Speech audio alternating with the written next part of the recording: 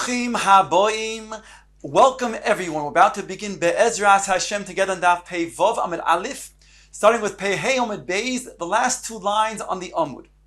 The Gemara quotes the Seifa of the Mishnah, Rabbi Yehuda, who states when there's a tfisas yad, that means that a balabayis who either rents out or he lends out a dwelling, a dira, a bayis, nonetheless has tfisas yad because he still has a way of storing things in that house. He has access to the house and therefore he doesn't relinquish entirely his rights to that house.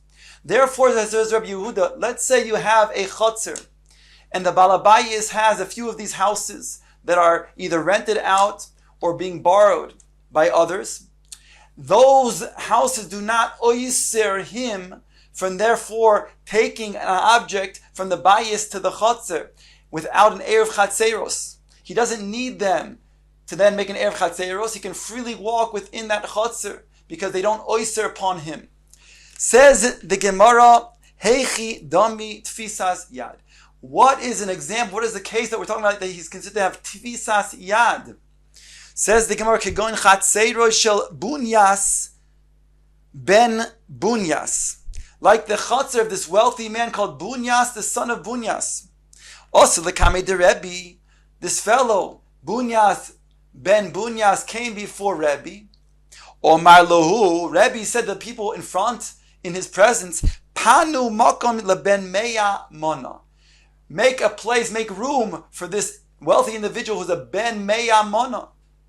Also, inish achrina, Omar lohu, another person came before Rebbe, and he said the people who were in his presence, on top of Pei Vavam and Aleph, Panu makom leben masayim mana. Make room for the person who is a ben masayim mana. In other words, Rebbe understood that the second individual was even wealthier by far than Bunyas ben Bunyas. Omar lefonov Rabbi Shmuel Rabbi Yosi. Rabbi Yosi said before Rebbe, Oviv shel zeh yesh lo 1,000 svinos bayam konegdon 1,000 ayoros bayabosha. In other words, he explained to Rebbe that Bunyas ben Bunyas is in far superior in his wealth than the second individual. He's a big gevir, much more than the other one, who is simple gevir. Omar loi, Rebbe said to him, Keshetagia etzel aviv, when you go to his father, Bunyas, his father, Omar loy al tishagrehu bekelim halolu lefonai. Tell him not that he should not wear such clothing. In other words, the clothing that his son Bunyas wore did not indicate that he was such a big gevir, and therefore, based on his clothing, I didn't think that he was so wealthy. The Gemara points out, Rebbe mechabed ashirim. Rebbe was known to mechabed ashirim, those who were worthy. He was mechabed them, as the Gemara will explain. Rabbi Akiva mechabed ashirim. Rabbi Akiva would mechabed ashirim as well. Certainly, Rabbi Akiva came before Rebbe, but nonetheless, since we're already talking about an incident that occurred with Rebbe, so we mentioned that Rebbe was mechabed ashirim, and then we mentioned Rabbi Akiva, who was also known to be mechabed ashirim. Kididorish Rava Bar Mori.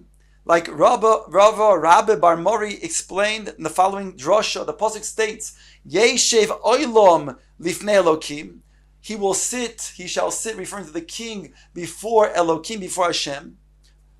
Oilam, forever. Chesed ve'emes man yitzeruhu. Kindliness and truth shall preserve him. That's the pasuk reading of the verse. Then the Gemara makes the drasha. Ei mosai Yeshev oilam lifnei Elokim. When is it that the oilam, the world, is considered to be settled before Elokim, before Hashem? Bizman shechesed ve'emes man.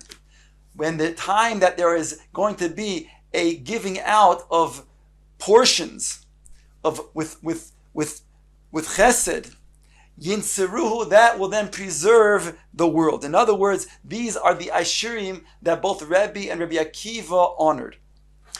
Says the Gemara, back to our subject, in regards to then tfisas yad, we said again, according to Rabbi Yehuda, if there's tfisas yad, then the owner of those houses who are either is renting out or is lending out, he is not going to be prohibited from using that chotzer.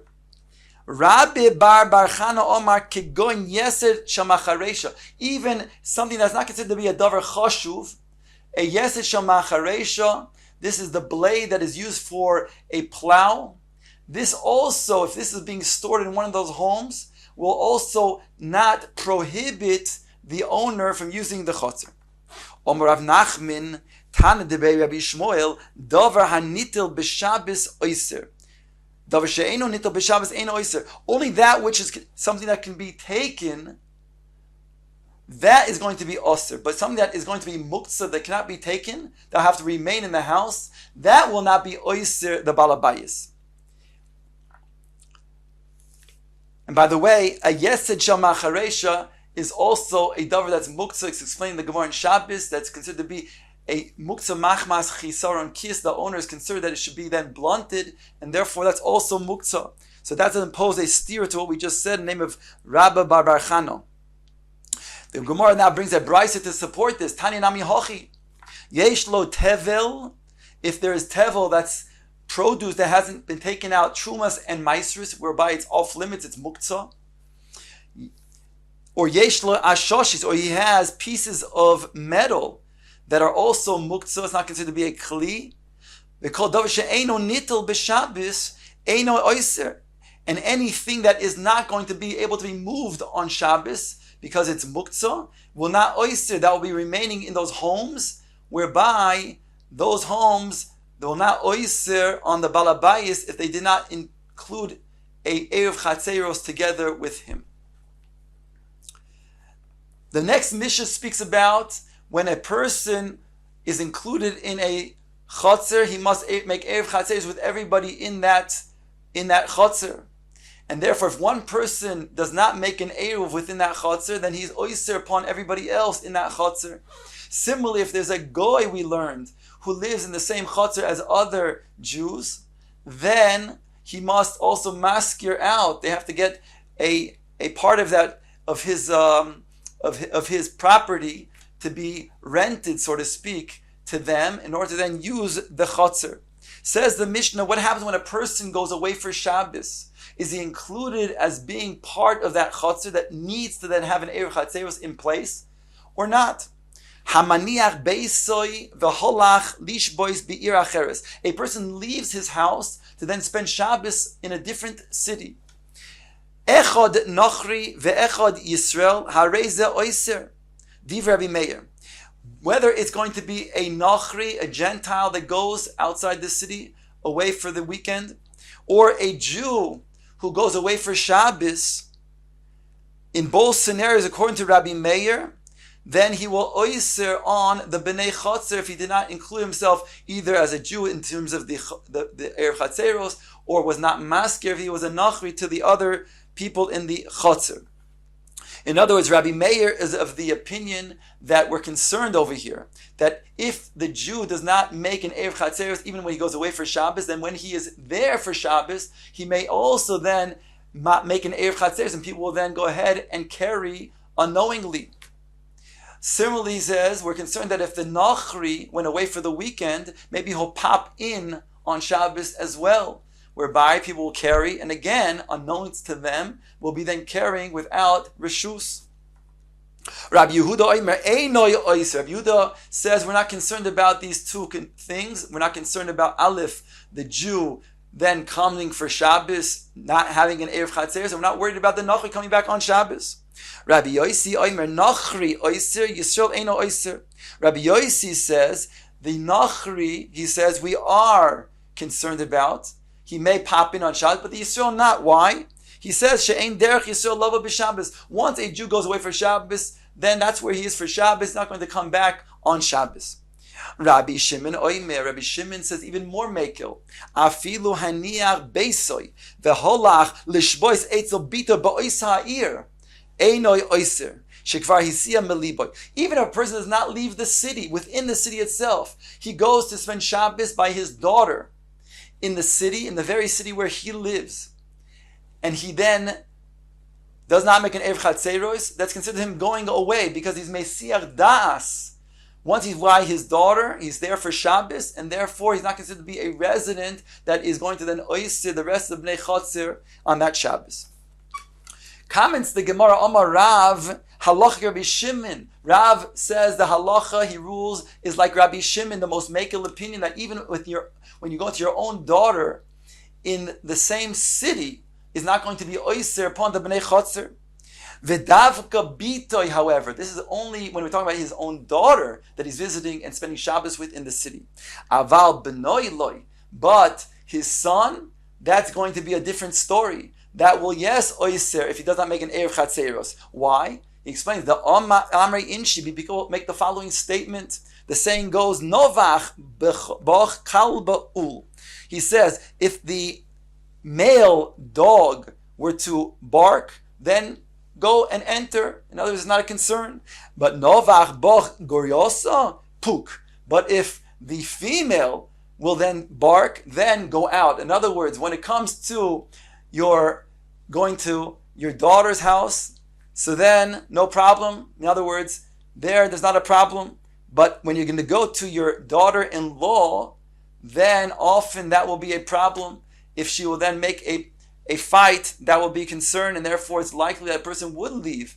And therefore, only when it's in his own daughter's house and he spent Shabbos there, is not going to be oyster, but if it's going to be his daughter-in-law's, then it's a problem. Says the Mishnah, a new Mishnah, talking about drawing water from a well. If you have a bore, it's situated in such a way that you have two chatzeros on either side of the bore. The two chatzeros are separated by a wall. Each one makes an independent Erev Chatzeros, but do not make an Erev Chatzeros together. Now there's a bore that is directly in the middle between these two Chatzeros. The wall is now separating half of the bore.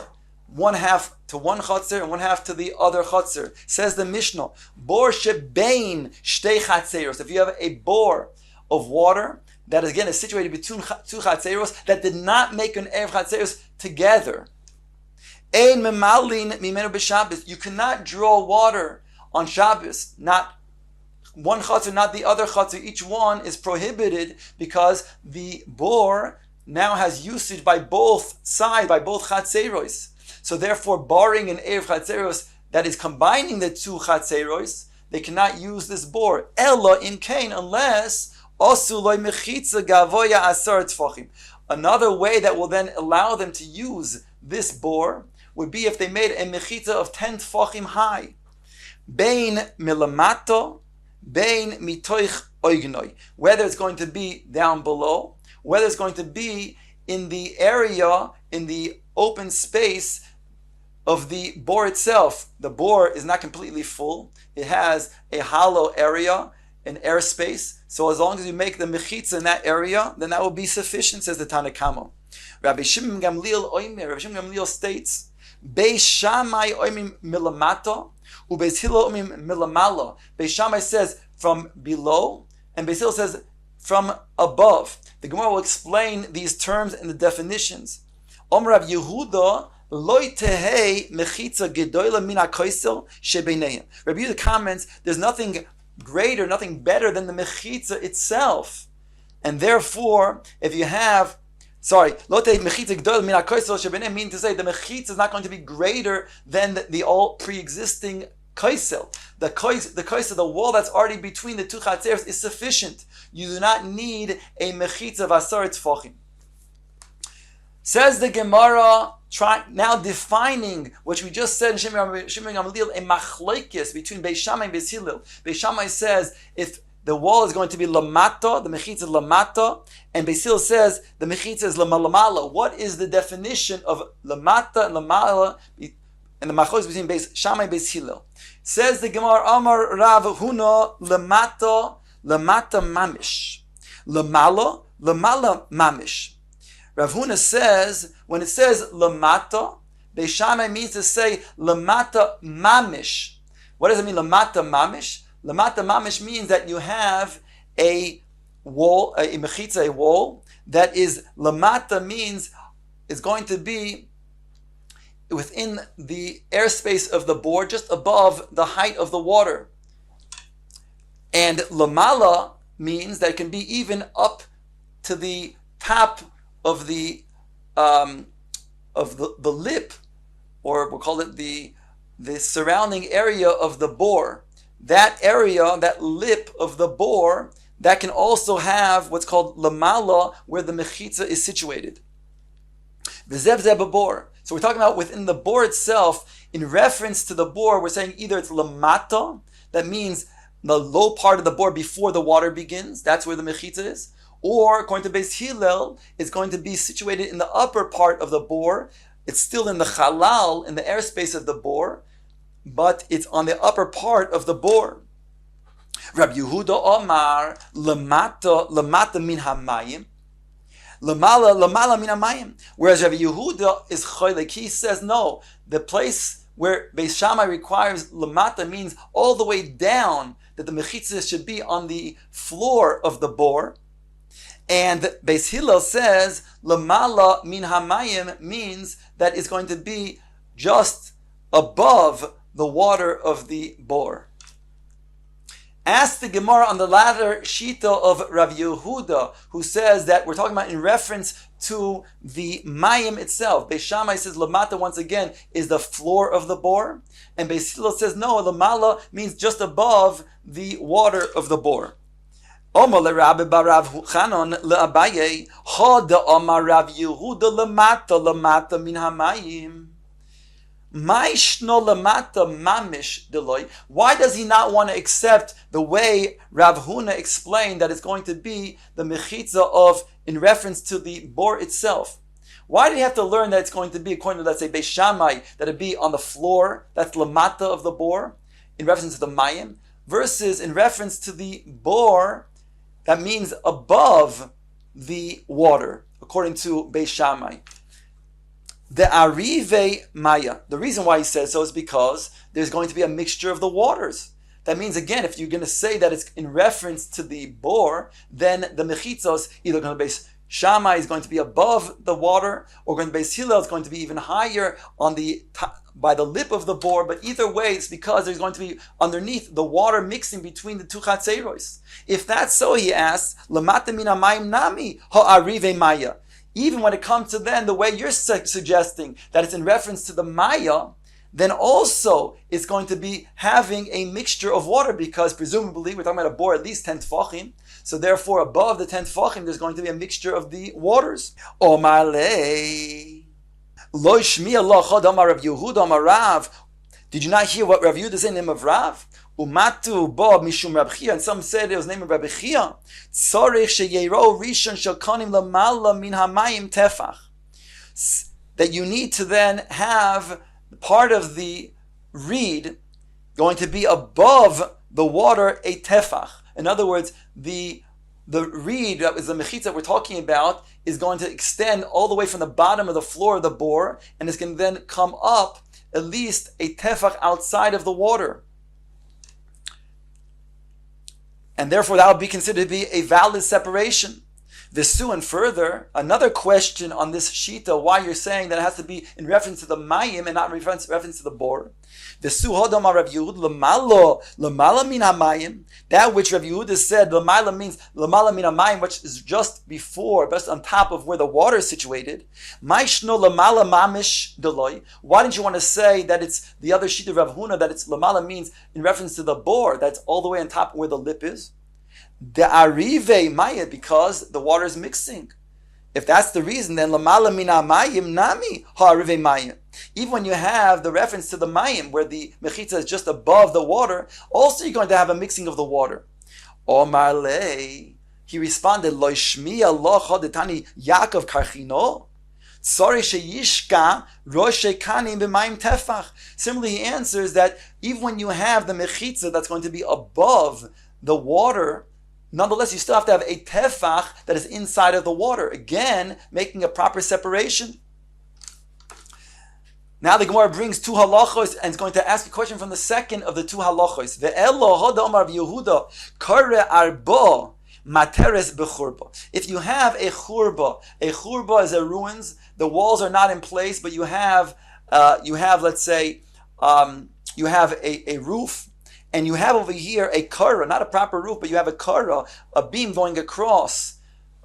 which is 4 tfachim wide. So here you have, it's adjacent to Rishus HaRabim, but over here you have a ruin. If it was closed like it was once before, it had a complete walls around it, then you have Rishus HaYochi. But right now, the way it's situated is that the walls, there's breaches in the walls, and all you have is a kara, a beam, a cross beam that is 4 tfachim wide.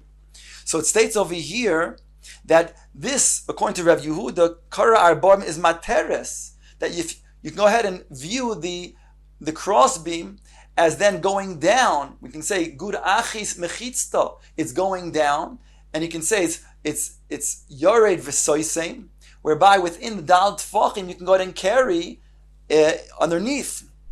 Another halacha, and this from the second halacha, we're going to ask a question related to our sugya. Rav Nachman Omar Rabba bar Avua, Kare, we're on top of Pei Vav Amud Beis, Kare arbo materes b'mayim. If you have a bore of mayim, and the bore of mayim, which is between 2 chatzeros, has a beam, a kara of dalid tfachim that is a cross. So you have, again, 2 chatzeros, in the middle is the bore, and now exactly in between, in the middle of this bore, a cross, laying a cross, is a kara, a beam of dalid tfachim. So it states over here, Haka azil dali liidach gisa umais. So how could Rav Nachman Amar Rabba Avua say that this is going to be sufficient? That you can have a beam of dalit tfachim and you can go ahead and draw water from each chotzer. Hare haka azil dali liidach gisa umais. According to Rav Yehuda's explanation, what you're using the reference to the mayim, the mechitza has to be all the way down from the karka, and over here you don't have that. Over here you have just a kara that is going across, and therefore how would that be sufficient? Answers the Gemara kim lahu. In other words, the Gemara is asking if the deli will then go to the other side. So therefore that means that you're going to drawing water from the other side, from the other chatzers area of the water. So how can that be valid?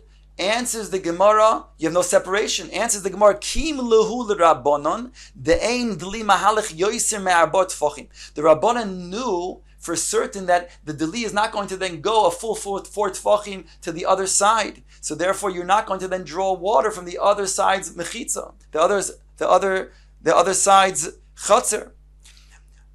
Ask the Gemara, but still, Tachas kara miya ha arive maya, but underneath the kara itself, there's going to be a mixture of the water. And again, according to Rav Yehuda, you don't have a separation which is required.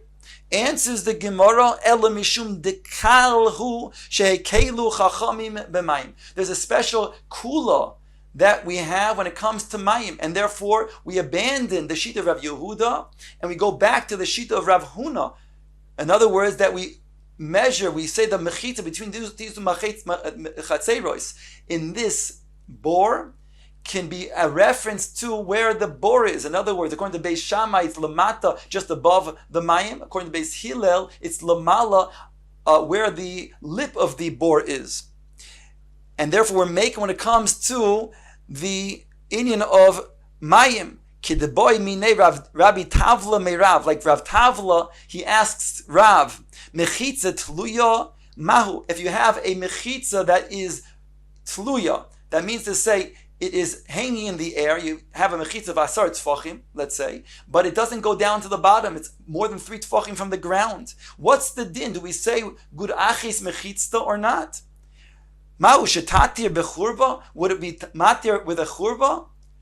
Or marlei ein mechitza tluya teres ela b'mayim. We're cholik on the sheet that we saw before, that holds that we do say gud achis mechitza in a churva, and he says we don't do that. When do we make it? Only when it comes to mayim. Now we don't do that when it comes to a churva, when it comes to yavasha, because when it comes to dry land, we say gedim boiking boy, that there are goats that can walk underneath, and therefore, let's say for a sukkah wall, it will be invalid. But when it comes to mayim, we're mekil. Kalhu shehekelu chachamim b'mayim. The chacham with an extra kula when it comes to mayim, that it's sufficient to say that a wall even above the surface will go down asara tfachim and make a mechitza.